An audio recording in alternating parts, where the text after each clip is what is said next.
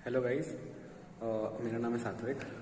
वैसे आप मेरा बहुत सा ब्लॉग देखे होंगे, तो मुझे बहुत सारे कमेंट्स आए कि भैया पढ़ाई कैसे करें और मुझे ब्रांच स्लाइड करना है, पढ़ाई करना है, तो कैसे करें, शुरू कैसे करें, ये कैसे करें। तो उसके लिए ये आज हम आपको बताते हैं कि कैसे पढ़ना है, मतलब एग्ज़ाम के लिए कैसे पढ़ना है कॉलेज में आगे। तो अगर आप बीटेक कर रहे हैं और अगर आपके एग्ज़ाम आने वाले हैं तो ये वीडियो आपके लिए बहुत हेल्पफुल होने वाली है। तो पहले शुरुआत करते हैं कि हमारे पास क्या पॉइंट है।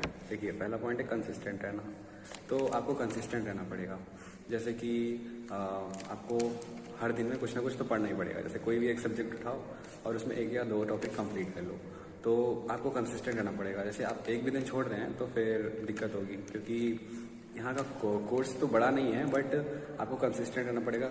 अगर आपका पढ़ाई का आदत छूटा तो फिर दिक्कत हो सकती है, क्योंकि आपका पढ़ाई का आदत छूटेगा तो फिर बाद में आपको मन नहीं करेगा या तो फिर कोई टॉपिक समझ में नहीं आएगा। तो ऐसा होता है। तो इसलिए आपको अगर रेगुलर, अगर मतलब अच्छे नंबर लाने हैं तो आपको रेगुलर होना पड़ेगा कि हाँ, थोड़ा सा ही पढ़ेंगे बट अच्छा पढ़ेंगे। और सेकंड पॉइंट है हमारे पास क्लास नोट्स। तो जैसे आप क्लास जाते हैं तो क्लास में या तो देखिए, बहुत सारे लोग तो अटेंडेंस के लिए जाते हैं और बहुत सारे लोग जाते हैं नोट्स के लिए।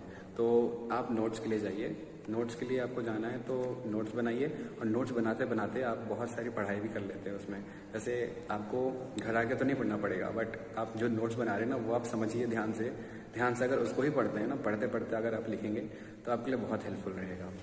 और ये होता है कि आप क्लास नोट्स बनाएंगे तो फिर आपका प्रैक्टिस भी होगा, क्वेश्चन जो लगा रहेंगे वो अच्छा रहेगा।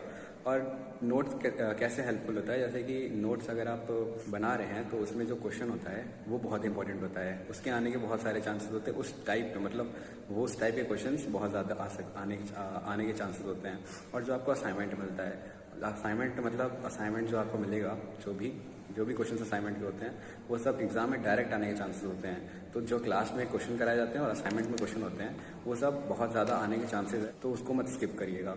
तो ये हो गया। और थर्ड पॉइंट है कि अगर आपको ब्रांच स्लाइड करनी है तो आप क्या करेंगे।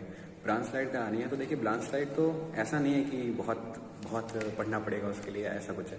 ब्रांच स्लाइड ऐसी चीज़ है जैसे कि अगर आप टॉप में रहते हैं, अगर आप अपने सेक्शन में या अपने ब्रांच में टॉप पे रहते हैं, तो फिर आपका ब्रांच स्लाइड होने का चांसेस बहुत ज़्यादा है। क्योंकि आपको बस इसमें अपने ब्रांच से दूसरे ब्रांच में जाना होता है। तो आपके ब्रांच में अगर कोई मेरिट, मतलब ये मेरिट बेस्ड होता है, तो अगर आपके ब्रांच में कोई टॉप कर रहा है तो ब्रांच में से उसके चांसेस ज़्यादा होते हैं कि वो दूसरे ब्रांच में चला जाए। तो मैक्सिमम केस में तो ये होता है 8.7 के आसपास। 8.7 CGPA अगर आपका है तो आप उसके ऊपर लाएंगे तो फिर आपका ब्रांच स्लाइड तो हो सकता है। पर अगर आपको ये भी लाना है तो आपको जो टिप्स दे रहे हैं उस पर डटे रहिए, और आपको कंसिस्टेंट मेहनत करना पड़ेगा। और साथ में आपको नोट्स बनाने पड़ेंगे। और जब आप पढ़ाई करते हैं ना, तो सिर्फ पढ़ाई मत करिए कि बस ऐसे कॉपी देख रहे हैं और पढ़ रहे हैं।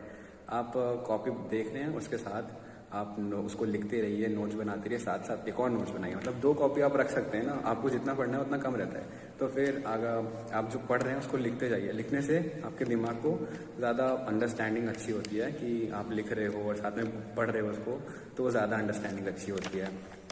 और ये जेई से ईजी होता है, क्योंकि देखिए, आप जेई दे के आए हो तो आपके अंदर इतनी कैपेबिलिटी है कि हाँ, आप मतलब कुछ कर सकते हो, आप मेहनत तो करते हो, इसका मतलब ये है ना।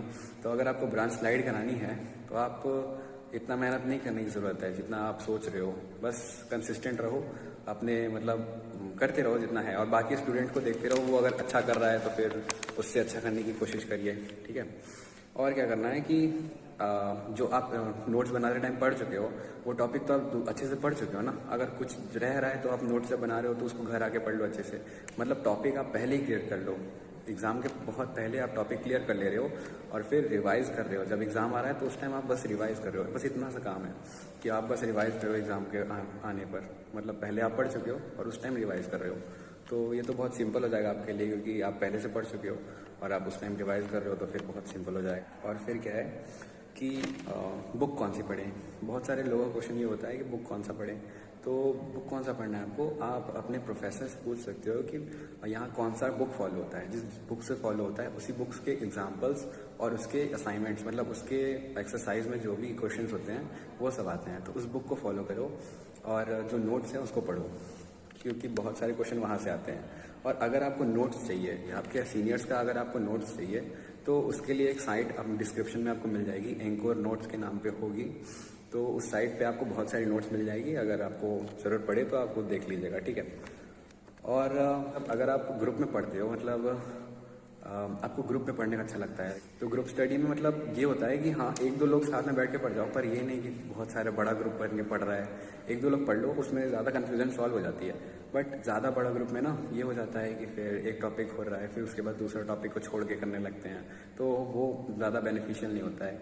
अगर आपको ग्रुप स्टडी करना है तो 2 या 3 लोग मैक्सिमम लो और उसमें पढ़ाई करो, ठीक है। और टीचर्स, जैसे अगर आप एग्ज़ाम आ गया तो एग्ज़ाम के पहले तो सारा आप पढ़ ही चुके हो, लेकिन जो टीचर से आप पूछोगे कि कौन कौन सा इंपॉर्टेंट टॉपिक है, तो वो एग्ज़ाम में आने के ज़्यादा चांसेस होते हैं, तो उस पर मेन फोकस करना। बाकी आप पूरा चैप्टर तो पढ़ चुके हो, बट जो इंपॉर्टेंट क्वेश्चंस टीचर से दिए गए हैं उस पर ज़्यादा फोकस करना, तो वो बेटर रहेगा आपके लिए।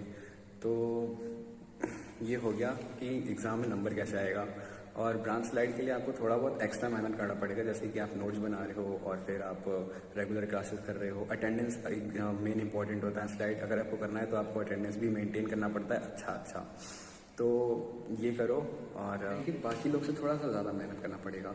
जैसे अब अगर बाकी लोग थोड़ा बहुत कर रहे हैं, मतलब या अगर नहीं भी कर रहे हैं, तो आपको कंसिस्टेंट रहना पड़ेगा। अगर वो लोग नहीं कर रहे हैं तो आप करो, ठीक है। अगर आपको ब्रांच स्लाइड करनी है तो आपको रेगुलर मेहनत करना पड़ेगा, और जिससे जो आपके ब्रांच का आपके नीचे है उससे तो ज़्यादा मेहनत करना पड़ेगा आपको, क्योंकि ये देखिए मेरिट बेस्ड होता है। तो मेरिट बेस्ड होने के कारण आपको उससे ज़्यादा मेहनत करना पड़ेगा। तो बस आज के वीडियो के लिए इतना ही। आपको कुछ भी पूछना है हमसे या कुछ भी आपके डाउट्स हैं तो फिर हमें कमेंट कर सकते हैं, हम आपके लिए ऐसे 16 वीडियोस बना सकते हैं। बाकी आप देख लीजिए, बाकी ब्लॉग्स तो आते रहेंगे, ठीक है। Bye bye.